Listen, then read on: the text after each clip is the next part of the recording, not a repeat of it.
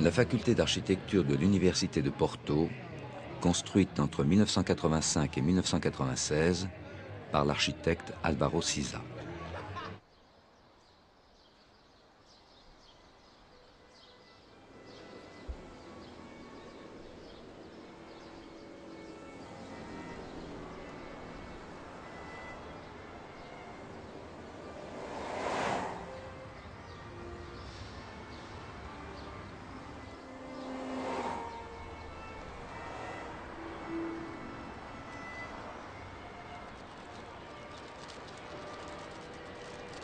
L'histoire de la faculté d'architecture commence par une rupture.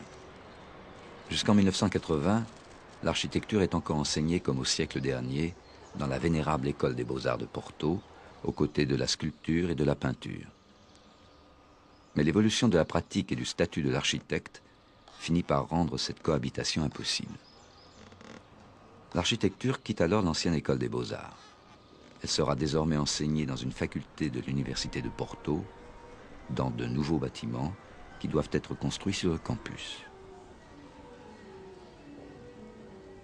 À l'unanimité, les architectes qui composent l'équipe enseignante confient le projet au plus prestigieux d'entre eux, Álvaro Siza, un ancien élève de l'école. Siza a construit de nombreux bâtiments au Portugal, en Espagne, en Allemagne et aux Pays-Bas. Il est considéré comme un des plus grands architectes contemporains. Je suis un fonctionnaliste. Pour moi, une des bases du développement d'un projet sont les problèmes fonctionnels. Sauf que la forme, les espaces, l'atmosphère d'un bâtiment ne vient pas des fonctions. Ça est l'essentiel. Ça. N'importe quel architecte a l'obligation de donner une réponse à des problèmes des fonctions. Mais l'architecture, avec un A plus grand, ça commence quand le projet arrive à une capacité de liberté, non? Est libre de ses contraintes. Les contraintes, ils peuvent voler, ils peuvent se développer dans d'autres directions.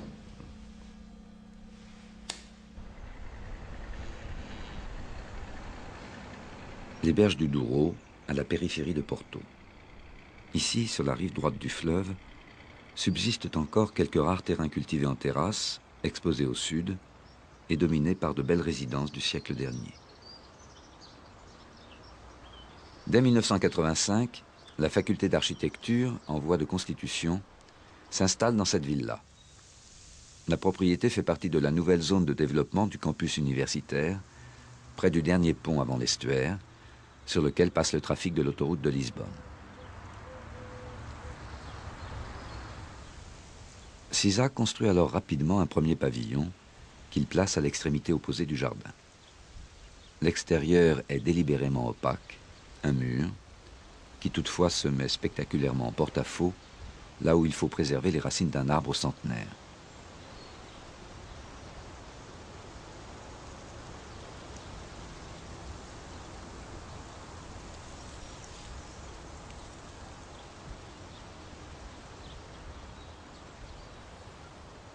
Le jardin modèle le bâtiment, s'imposant à l'intérieur même du projet. La structure se fait légère et vidée. Aux murs opaques du pourtour s'opposent ici les grandes baies vitrées qui donnent sur un patio ouvert sur le jardin. Siza a souvent recours à ce plan, inspiré des maisons portugaises du XVIIIe siècle, et qui forme une sorte de U dont les deux bras, légèrement refermés, permettent de créer un espace entre dedans et dehors, à la fois protégé et ouvert.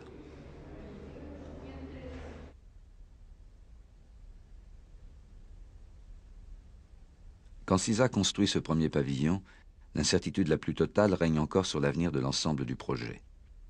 Les grandes facultés se disputent les meilleurs emplacements du site, et la faculté d'architecture, à la fois nouvelle et beaucoup plus petite avec seulement 500 étudiants prévus, n'est pas la mieux placée pour obtenir terrain et crédit. Ce n'est qu'en 1986 qu'elle obtient enfin la grande parcelle attenante à l'ancienne propriété. La construction prendra encore de longues années. La faculté ne sera officiellement inaugurée qu'en 1996. C'est un ensemble déconcertant, composé d'une dizaine de bâtiments distincts dont l'architecte a délibérément accentué les différences, comme des pièces d'un puzzle déjà rangées, mais pas encore assemblées. On ne sait pas par quel bout le prendre. Le site y est pour beaucoup.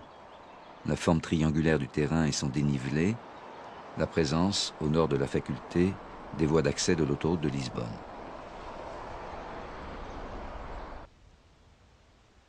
Mais l'architecte aussi y a mis du sien, en supprimant tous les repères habituels d'un édifice de ce type. Pas de grande entrée, pas de façade principale, tout juste un côté plus expressif tourné vers le sud. Mais il faut traverser le fleuve pour le voir, ou plutôt le deviner. La faculté joue à cache-cache au milieu des arbres. L'architecte utilise la végétation pour dissimuler l'importance et la cohérence du complexe, comme s'il voulait faire croire que ces bâtiments ont poussé de ci de là, comme par hasard.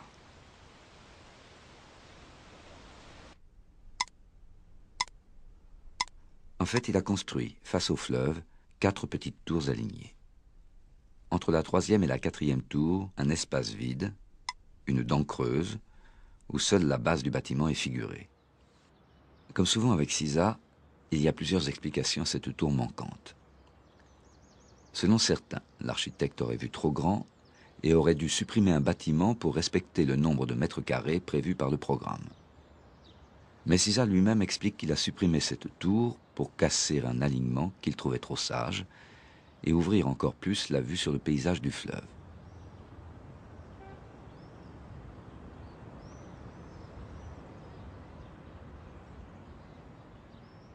Au nord, au contraire, qui prévaut. 2 grandes barres, reliées par un demi-cercle, forment un mur continu du côté de l'autoroute.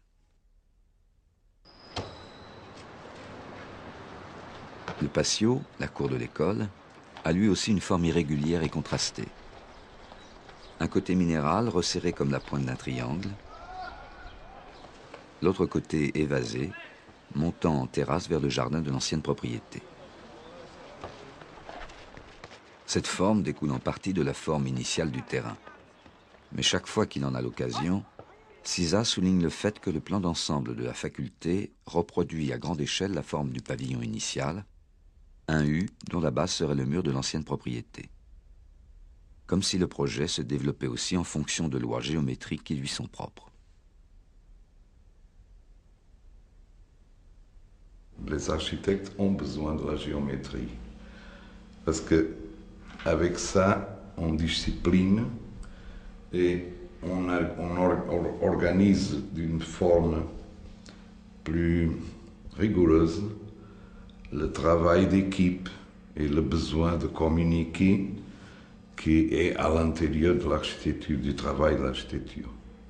Mais l'idéal serait d'arriver sur le chantier et être capable ou être possible de subvertir tout ça en entrant dans une espèce de réaction, comme dans la musique, comme dans le jazz, entre la partitura et l'inspiration, et comme on dit dans le jazz, l'improviso.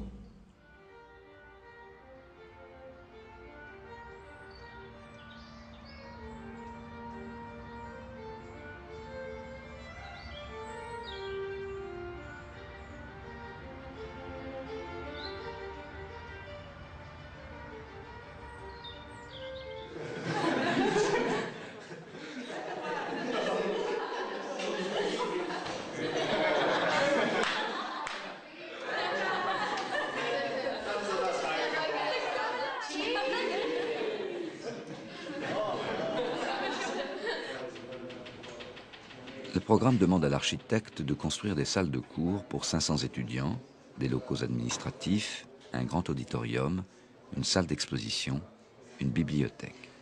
Cisa prend le parti de séparer clairement ces différents aspects. Tout l'enseignement est placé d'un seul côté du complexe, le côté le plus beau et le plus calme, le côté du fleuve. Le morcellement du projet, en tours, convient parfaitement au programme pédagogique élaboré au même moment et qui met l'accent sur le travail par petits groupes, ce qui suppose beaucoup de salles de taille réduite. Ce sont des volumes simples, sans fioritures, identiques d'étage en étage et de tour en tour. Seules les distinguent leurs fenêtres, ces fenêtres aux allures de meurtrières, dont Cisa se sert comme de véritables cadres à découper des vues dans le paysage.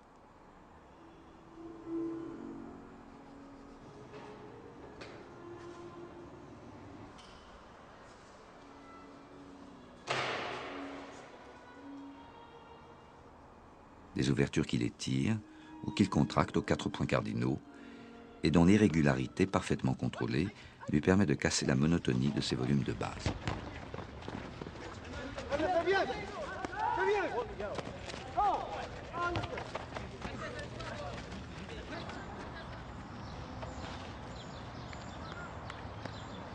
Variation sur le thème de la tour.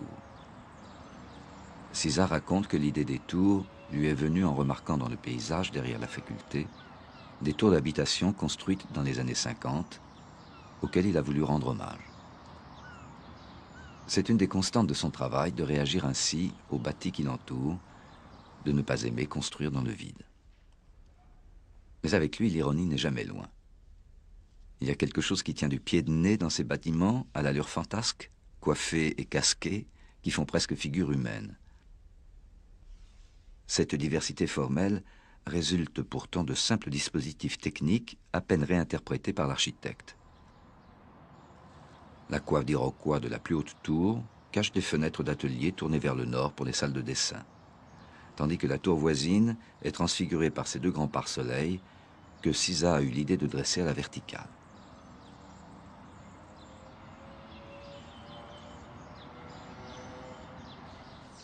Cette variété formelle contraste avec les grands aplats aveugles des bâtiments nord, où Cisa rassemble tous les services collectifs et tous les grands équipements de la faculté. Aux étudiants, la vue sur le fleuve, à l'administration, la vue sur l'autoroute. Un vrai choix d'architecte.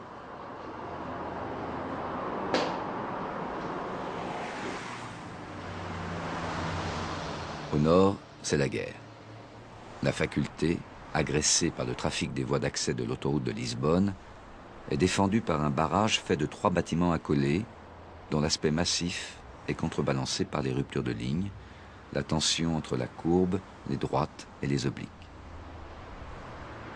Mais ces zigzags sont encore une manière de souligner clairement les articulations du programme. La première barre abrite l'auditorium, le demi-cercle, la salle d'exposition, la dernière barre, la bibliothèque.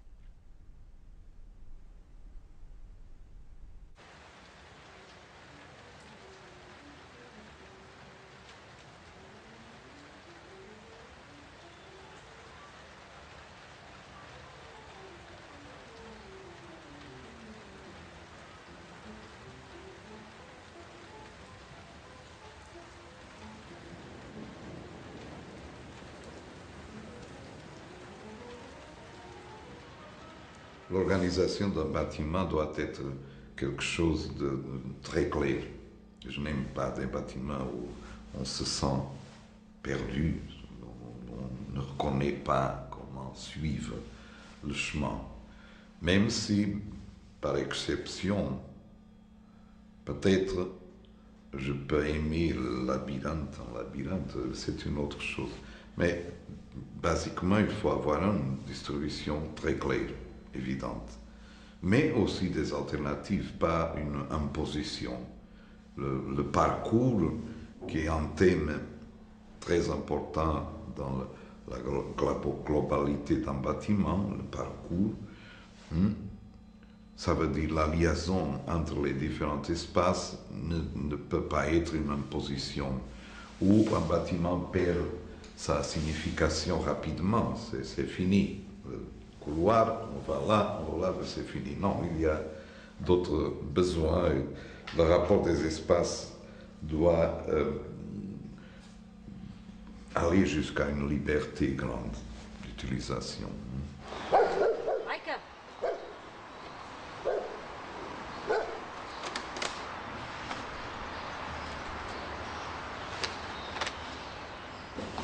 Cisa, ancien élève des Beaux-Arts, sait très bien que la partie la plus importante de la vie d'un étudiant ne se passe ni dans la salle de cours, ni dans la bibliothèque, mais entre les deux. Il a conçu la faculté comme une petite ville, exploitant le dénivelé du terrain existant pour multiplier les espaces de vie sociale, comme cette petite place ombragée, une sorte de seconde cour qui double le grand patio.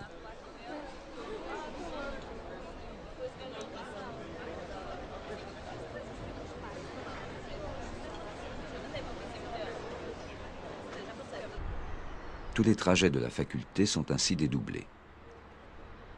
Le patio lui-même fait office de plaque tournante desservant tous les bâtiments. Mais on peut aussi aller d'une tour à l'autre par une longue rue souterraine qui passe sous le patio et relie les tours entre elles.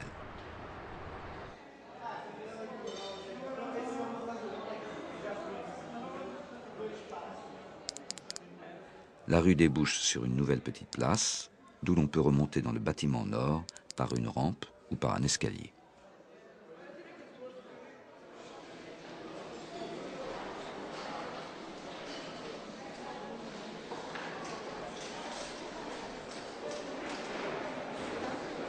Si ce n'est pas un labyrinthe, en tout cas, ça y ressemble.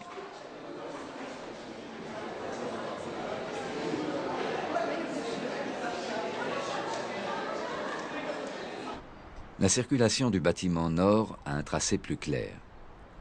Cette diagonale, accrochée à flanc de bâtiment, abrite une rampe inclinée par laquelle passe l'essentiel du trafic. La rampe inclinée, c'est la conception ludique des circulations. Elle dégage l'espace, ouvre la vue et transforme le trajet en spectacle.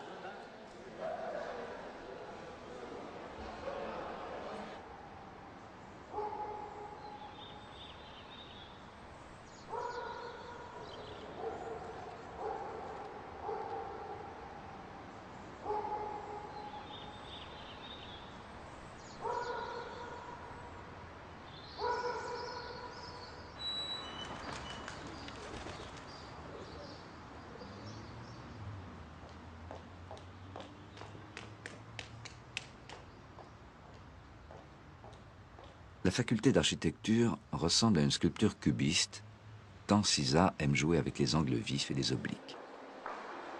Parfois, il tombe sur un obstacle. Un angle droit, une verticale d'aplomb comme celle de ce pilier résultant d'une nécessité structurelle. Qu'importe, l'architecte se fait sculpteur et affuble le pilier d'une sorte de faux nez.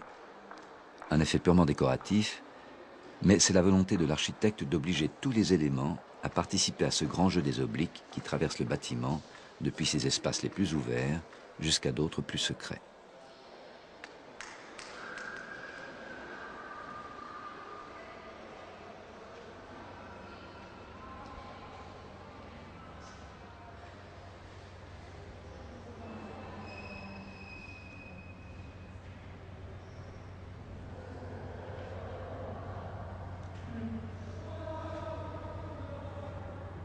Dans un bâtiment, j'aime la lumière, mais aussi j'aime la pénombre, on dit, et même l'obscurité même aussi. Sont des choses en rapport, complémentaires. Et dans un pays du Sud, cette idée de la profondité et la variation de la lumière, le contrôle de la lumière est très importante, non? Et on a toujours l'idée dans la mémoire de complexes structures comme, pour donner un exemple qui vient dans ma mémoire, dans mon esprit, comme l'Alhambra de Granada, où on est dans le jardin, envahi par la lumière, le soleil, et on entre dans un espace, et on passe dans un patio qui a des galeries, qui protègent, qui donnent l'ombre, et on entre dans une loggia où la lumière est moins intense, et on passe dans une autre chambre où déjà il y a quelques pénombres, et on va jusqu'à la sérénité totale. Et ça sont des dimensions de l'architecture qu'on ne peut pas perdre. On doit l'utiliser.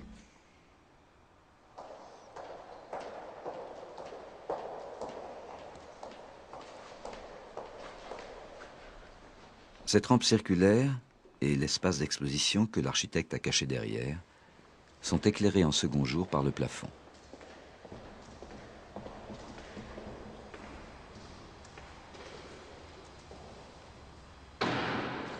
C'est encore une fois le résultat d'un choix, celui de traiter les murs comme de grandes parois aveugles, à contre-pied des effets de transparence qui sont devenus un des clichés de la modernité. L'architecte a imaginé ici des verrières, au dessin d'autant plus étonnant que personne n'est supposé les voir. Deux grandes échancrures circulaires qui laissent entrer la lumière du jour. Celles-ci ricochent sur des surfaces réfléchissantes cachées par de faux plafonds. Ainsi filtrée et modelée, la lumière semble venir de la courbe même du mur.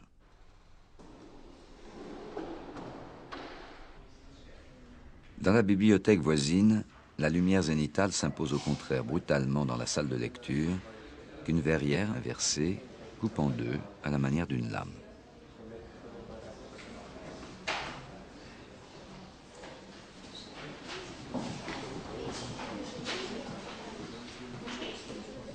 Encore un jeu sur les obliques et les angles aigus, encore un effet spectaculaire et étonnant qui, venant après tant d'autres coups de théâtre et morceaux de bravoure, pourrait finir par lasser.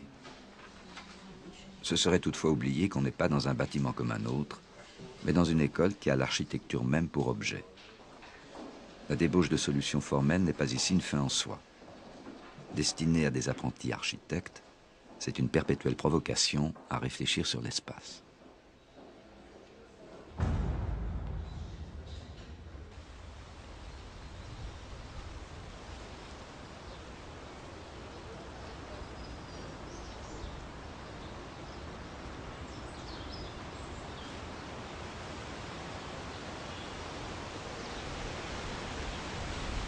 Un bâtiment construit par un architecte pour des architectes.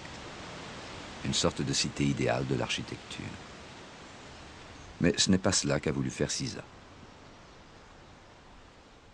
L'entrée de la faculté n'est pas à la pointe du triangle. Siza l'a prévu 100 mètres plus loin.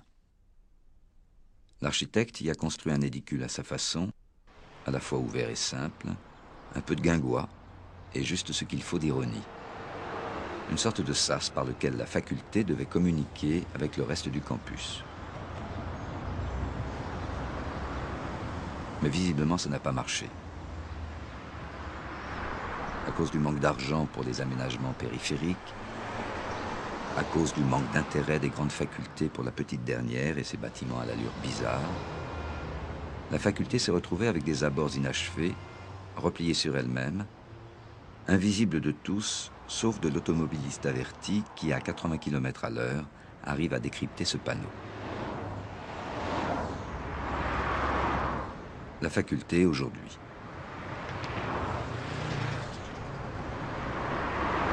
Mais dans les tiroirs de l'architecte, d'autres dessins racontent encore une autre histoire, comme celui-ci où figure encore le fantôme de la tour manquante, ou celui-ci, plus ancien encore, où les bâtiments se ressoudent peu à peu, et où l'on découvre à rebours la naissance du projet, le triangle qui se referme et se déforme jusqu'à devenir ce simple cube, le premier dessin, la première idée. Ce plan de cube évidé a été inspiré à Siza par le plus beau bâtiment du vieux Porto, le palais de l'évêque, qui domine lui aussi les berges du Douro.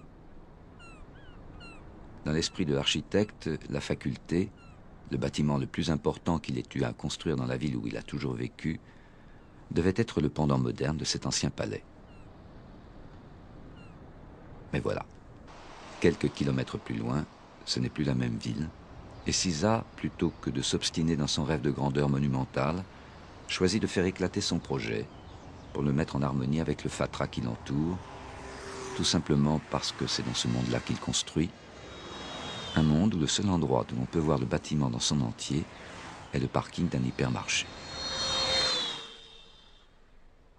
Il y a un commencement qui va d'une image ou d'une idée de fruition des espaces, une idée de rapport avec d'autres bâtiments, avec l'atmosphère de la ville.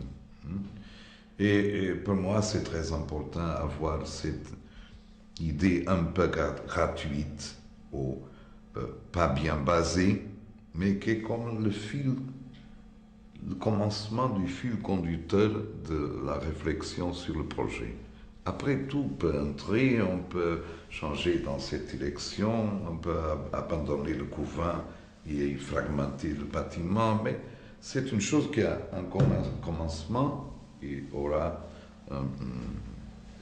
un objectif, il y aura, bon, j'allais dire, finir, mais ça n'est pas vrai parce que jamais un bâtiment est fini. Il y a une vie qui va au-delà de notre intervention. Et pour moi, presque toujours, finir un bâtiment, c'est un dégoût, c'est une inquiétude, un dégoût, parce que je sais bien qu'il n'est pas fini, qu'il y a des quantités de choses qui pouvaient se développer de ce qui est déjà fait.